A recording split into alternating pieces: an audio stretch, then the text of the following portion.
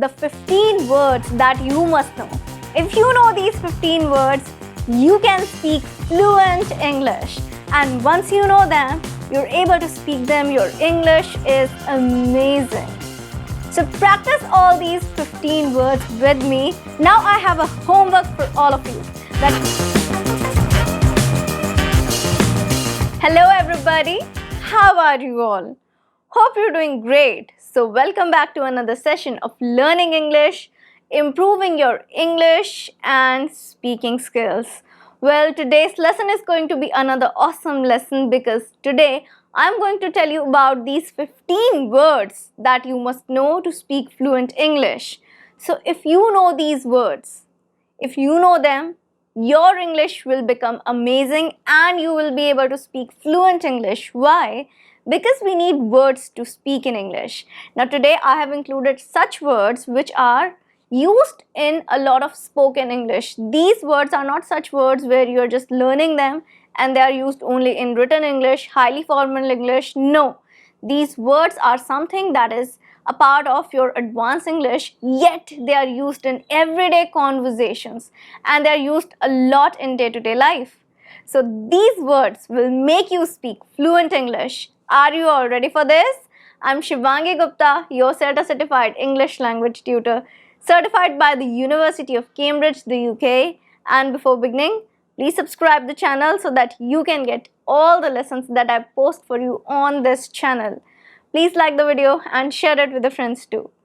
Okay, now coming back to today's lesson, let's get started with these awesome 15 words, 15 essential words that you must know. And if you know them, your English will become amazing and you will speak fluent English. So, let us begin with all the 15 words. Let's get started. Word number 1. Listen carefully, everybody. It's rosy. Rosy. Now, you must think rosy is a very easy word. That's kind of a shade of a color. The pinkish shade, pinkish hue. Well, that's true. That is true. But do you know rosy has another meaning? Let me tell you the sentence because we are going to learn everything with context. The purpose of today's lesson is to learn this vocabulary with context because only then you'll be able to speak it. So the sentence is, the prospect to sign this deal seems rosy. That means if a situation is rosy, if something is rosy, that means it's indicating success or happiness. Something that is going to be hopeful in a positive way.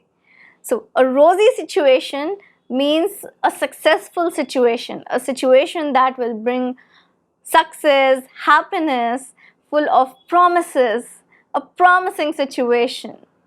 So, rosy is a very positive word and it is used to describe a situation, a positive situation. So if a situation is positive, you say that's a rosy situation. Or you can also say that you felt rosy, right? You can also describe it as a feeling, but most of the time this is described as a situation. For example, another example sentence could be, the financial condition of the company is rosy. We got a rosy opportunity to go and watch the match. Our day was rosy as we went out for a movie. So rosy. Okay, so now it's your turn. You have to make sentences on your own. Now till then, let's move on to the next word. Now the word number 2, listen everybody, listen carefully first. It's contemplate.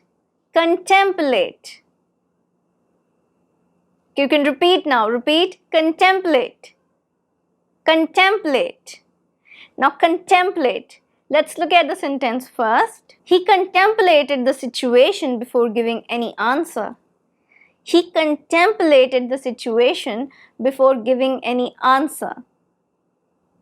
So contemplate is basically to think about something. Think deeply about something. So thinking for a very long time or thinking too deeply about something is contemplate. Right? Contemplate. Often people contemplate before taking a decision, and people contemplate when they are analyzing a situation. That means they are thinking too deeply about a situation. For example, Another sentence can be, she contemplates her future too often. That she constantly thinks too deeply about her future all the time. I think that happens with all the teenagers and everyone who's growing up. I think normally that happens with people, right? So a word with context, to contemplate a situation. That is to think too deeply about a situation, or think too deeply about something for a very long time, thinking about something for a long time. So being very thoughtful in your decision or something. Contemplate. Number 3. Word number 3 is, listen everybody, delusion. Delusion. Now repeat for pronunciation, delusion. Once again, delusion. That's absolutely amazing. Now, delusion, I think that is something you're familiar with. We hear it a lot. You need to come out of your delusion and accept the reality. You need to come out of your delusion and accept the reality. So delusion is basically a situation that we have created in our mind which is not real. It's fake. So delusion can be anything. When you know about the facts, specifically when you know about the facts, you have an idea that this could be false, still you are believing those false things. That's delusion, that people are living in a delusion. So that is like if a person knows that the prospect of that person getting promoted is kind of non-existent, like they are not much because there are other contenders who might have performed better. Now still this person is thinking that no, I will get promoted even after knowing that the other person or the other contenders performed better, and they are not accepting the reality and they are living in this delusion that I'm going to get promoted. That is kind of delusion, that you know about the facts, still you want to live in that fantasy or the fake word that you have created. That is delusion. So yeah, you use this word now correctly, that is delusion. Another sentence could be, he's being delusional to think that he will get promoted. He is being delusional to think that he will get promoted. So delusional is basically kind of adjective you're using, and delusion is the noun. Same word but different versions. So we know that we can use a word in a lot many ways. Delusion, delusional. When you don't want to accept the reality. So that is the word. Now word number 4, listen carefully everybody, blemish. Repeat after me, blemish. Yes, once again, blemish. Excellent. Now blemish, for that you need to hear the sentence. There was no blemish on her beautiful white dress. There was no blemish on her beautiful white dress. Now blemish on a white dress, that means a mark or a spot. So blemish is basically to spoil an appearance by a spot or a mark, and that spoils the appearance of something. So a blemish can be the spot of an ink on the white dress, it can be the spot of something that you eat, it might have fallen down. So there was no blemish on her beautiful white dress. So it was not spoiled, without any mark, without any spot. So blemish is like a spot in the appearance. Blemish is also used for situations. For example, a particular situation is spoiled by a particular action. You can say it's blemished. Means everything was so good, everything was going so well. Then something happened and that was a blemish in the whole event or the whole situation. For example, everything is going good. You might be taking a decision for a project and suddenly one of the team members who is performing really well and giving ideas is changed and replaced by somebody else. So you still have the project, everything is going well. And because that one person was replaced, you were not able to meet the deadline because that person took a little bit time to get adjusted to this particular project. That means the changing of the team member was a blemish as the team missed the due date for the project. So that is how you're forming the sentences for the word blemish. So it's a word that you can use anytime you want to refer to a situation, or yeah, if you want to talk about the appearance, the clothes, yeah, use the word blemish. Word number 5. Word number 5, listen carefully everybody, and that is fiasco. Fiasco. Now, fiasco. This word is kind of popular these days. When you speak English, you'll hear it a lot in spoken English. Repeat after me, fiasco. Fiasco. Okay, what is the meaning of fiasco? Let's listen to the sentence first. The whole meeting ended up in a fiasco. The whole meeting ended up in a fiasco. So fiasco is basically a kind of disaster. Not a natural disaster, obviously. A disaster means kind of a very bad situation. Something that is ending up in a bad situation or not as expected. You can say kind of a mess. You know, when you want to say that this situation is such a mess, we are not able to understand what is happening, what happened, and a complete failure, as you can see. So the whole meeting ended up in fiasco. Maybe because people were not able to take a decision. There were so many conflicting ideas that the meeting ended up in an argument and yeah, no result. That means it's a fiasco, right? A complete failure, disaster of a situation. So it's used a lot in business English. It's used a lot to describe a situation, anything that is happening, and yeah, you want to describe, use the word fiasco. Fiasco is always used in reference to a situation, a particular situation, a particular happening. Another example could be, the party turned into a fiasco because two people started arguing. The party turned into a fiasco because two people started arguing. So fiasco is like kind of, yeah, everything was going great, and then suddenly everything went downhill. Everything was a mess. So fiasco. Next word. Word number 6. Word number 6. Listen carefully everybody. It's an easy word. Root. Root. Now root is very easy. It's simple. Root is basically the base of any plant, right?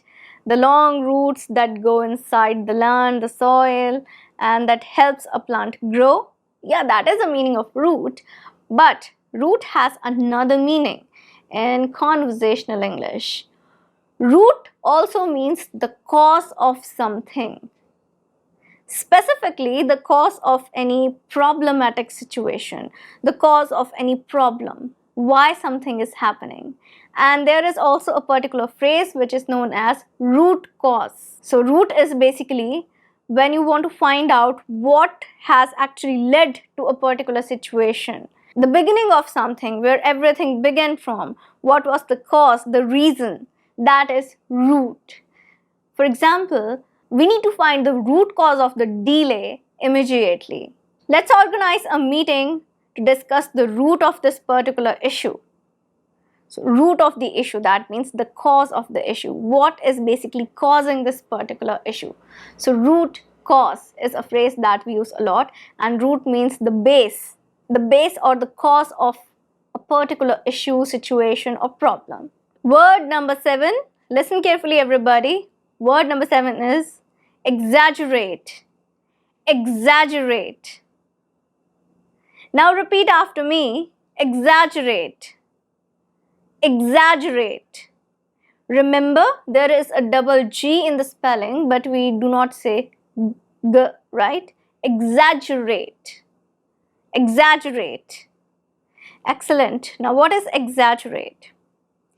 Do not exaggerate the situation by adding unnecessary details. Do not exaggerate the situation by adding the unnecessary details. Exaggerate. So exaggerate is basically to make it seem larger than reality, kind of magnify the thing. For example, you bought something and you're going to exaggerate the price of that particular thing. That I bought it for this and that, I bought it from here and that. So that is kind of exaggerating the thing.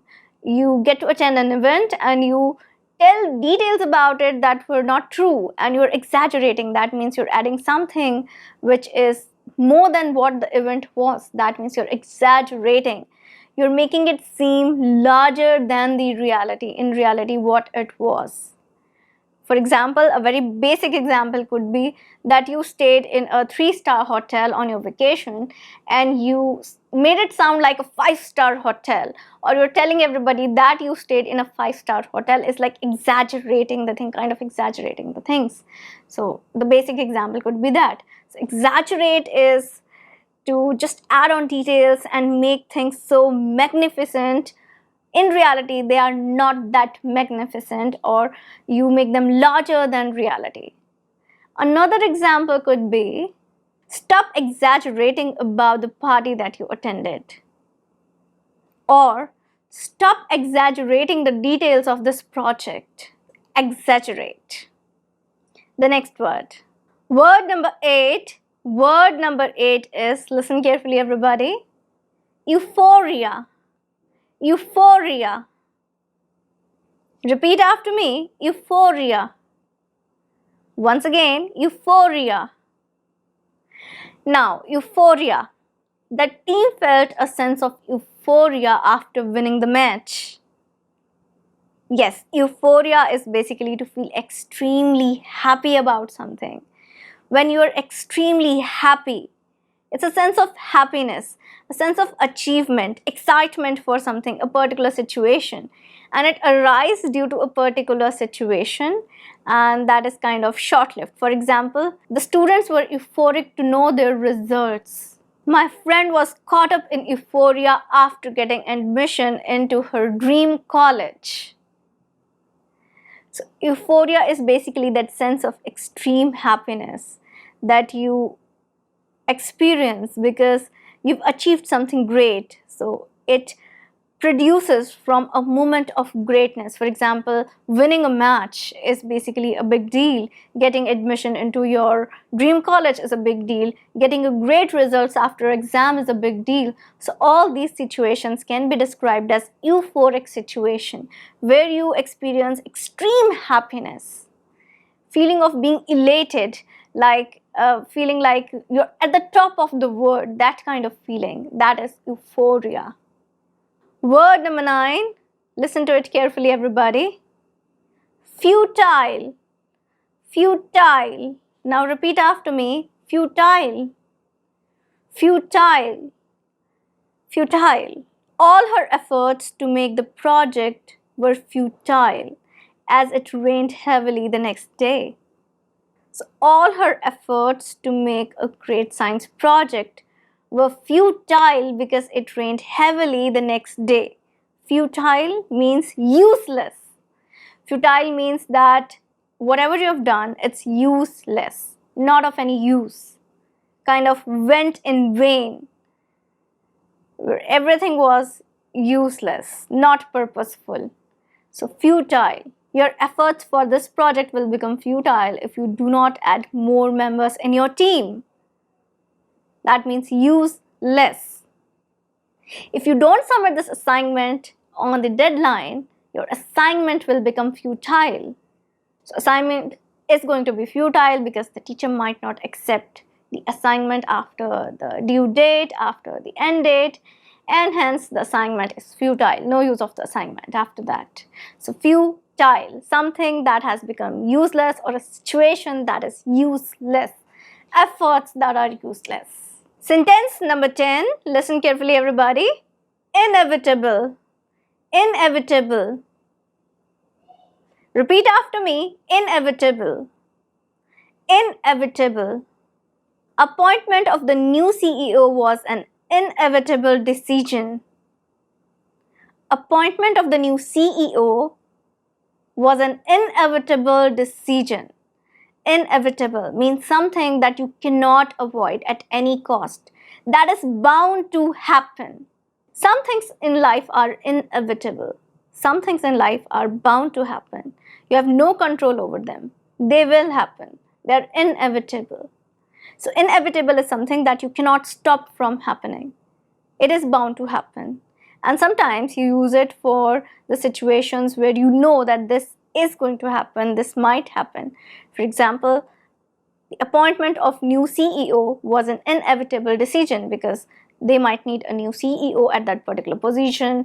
The recent CEO might be retiring, whatever was happening.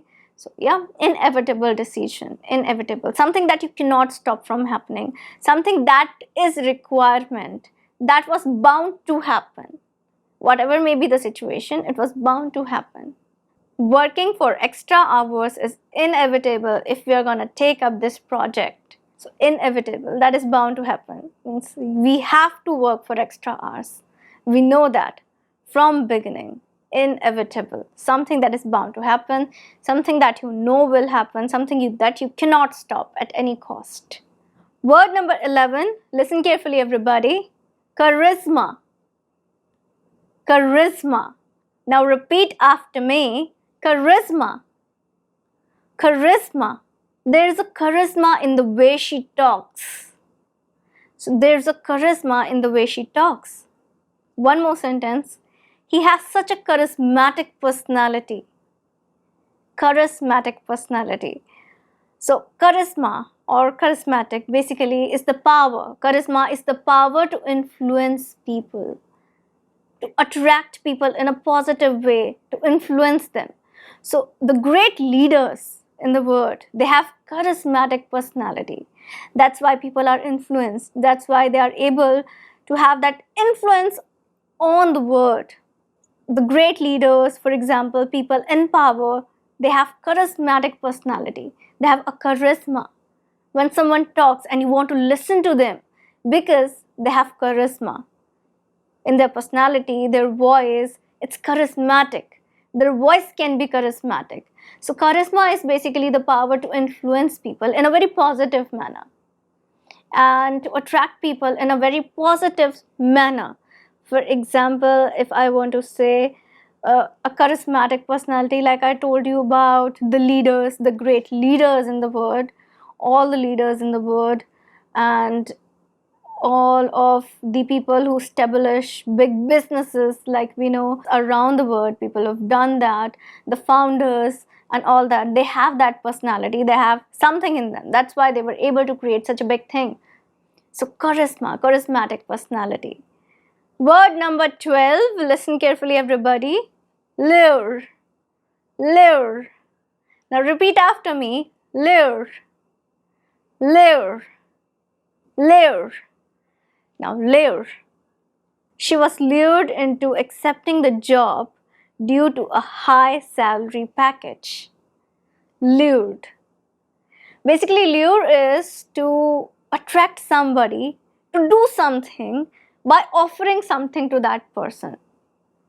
It's like you are making somebody compelled to do something by offering them something in return. You're luring them into something. Okay, and often it is also used to say that something that has been done, like luring them to do something. For example, that if you want something, for example, you want maybe an assignment, your friend has a good assignment and you lured your friend to help you with the assignment. So that is something that you can say. So lure is to attract somebody to do something for you and you offer them something in return. Kind of a deal, as you can say, but not on the front, like in the front you can't say that it's particularly a deal, but kind of a deal if you think about it. For example, they launched a new campaign to lure the customers. They launched a new advertisement campaign to lure the customers. So what are advertisements? Actually, they are basically to lure customers so that they can go buy that particular thing, purchase that particular thing. I think advertisements are one of the most basic concept through which you can understand this meaning of this particular word lure. Because once you see the particular ad, especially children, if they see the advertisement of this particular toy of something and this and that, they are so much lured into it that they ask their parents to purchase it and this and that. They're too attracted towards it, right? So they offer you things. For example, if we are talking about a particular moisturizer, for example. So they are going to offer you soft skin, beautiful skin, glowing skin, and whatnot. That is like they're luring you, giving you something in return, offering you. That is the meaning of lure. One more thing can be the charm of something, right? Charm of a place or something. For example, the lure of the city lies in its green forests. So the lure of something, that means the charm of something, specifically used to talk about a particular place for its natural beauty. Word number 13. Listen carefully, everybody. Very. Very. Repeat after me. Very. Very. Now this is not very, very much. No, it's a very with W-A-R-Y, as you can see. Now what is the meaning? Let me give you an example sentence for that. She was wary of traveling by a public transport at night. Wary. She was wary of traveling by a public transport at night. So wary, to be wary is to be cautious of something. Like to avoid something, to be aware or to be cautious, like you think about it before doing that particular thing, and you are kind of protecting yourself from doing that particular thing, or you're cautious enough not to do it. That is being wary. So you think about the situation, you analyze whether it's right, not, should you do it or not. That is being wary of a situation or somebody or something. So she's wary of approaching new people in the town. A person who has just shifted to a new town, maybe because of the job, and the person is wary of approaching the people because don't know what would be the reaction of people, what would they say. So she's kind of wary of the particular situation and everything. You can also say it's like you do not trust a situation or trust somebody completely. So you're being wary means you're being cautious, and that means you're not trusting a particular situation or maybe a person, somebody completely. For example, you should be wary of the strangers who offer you something to eat. That is a kind of a saying that goes around, kind of a proverb. So be wary of the strangers who offer you something to eat. A proverb that we teach to children because for their safety. So wary is to be cautious about something, not to trust anybody.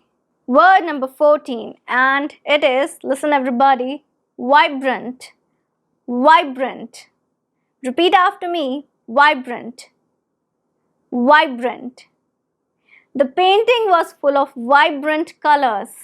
So vibrant means bright, kind of bright, and it also means to be full of excitement, energy, enthusiasm. So when you feel enthusiastic after looking at a particular painting, if you look at a painting which is full of bright colors, you will feel a sense of positivity from that particular painting, won't you? Look at the vibrant flowers spread over the garden. So vibrant flowers, kind of full of life, beautiful, colorful, with bright colors, the vibrant flowers. She has such a vibrant personality. So vibrant is basically full of life, excited, who's always throw a certain positive energy. And if this person has positive energy and you can see that particular personality, yes, that is vibrant. So vibrant personality. Vibrant is anything, any situation that is enthusiastic, full of energy, full of colors, full of life. That is vibrant. Word number 15. Word number 15 is, listen carefully everybody, enigmatic. Enigmatic. Now enigmatic. Repeat after me, enigmatic. Once more, enigmatic. Excellent.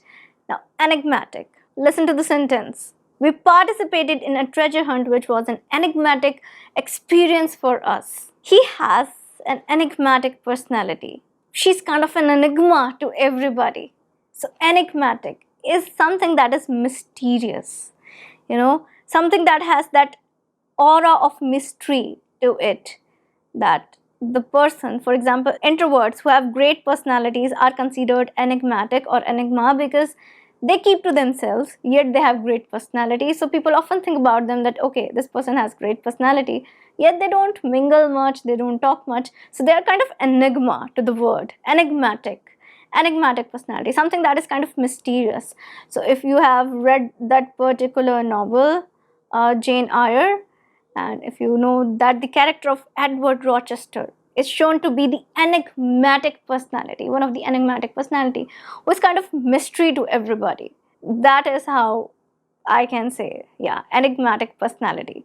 So enigmatic, something that is kind of mysterious, has an aura of mystery to it. The novel is full of enigmatic situations where you want to know what is going to happen next, and everything is such a mystery. There are so many twists and turns, enigmatic. So these were all the words, the 15 words that you must know. If you know these 15 words, you can speak fluent English. And once you know them, you're able to speak them. Your English is amazing. So practice all these 15 words with me. Now I have a homework for all of you, that you are supposed to create 2 of your own sentences. Make 2 sentences from each word that we've discussed today in this video. That is your homework, because in this manner, everything that we have discussed today, learned today, it's going to be more solidified in your mind, and you're gonna speak the words in a better way. So create your own sentences. Keep practicing, keep learning. This was it for today. That was the lesson. The 15 words that you must know to speak fluent English. And I'm gonna meet you again with a new lesson. Till then, everybody, take care and bye.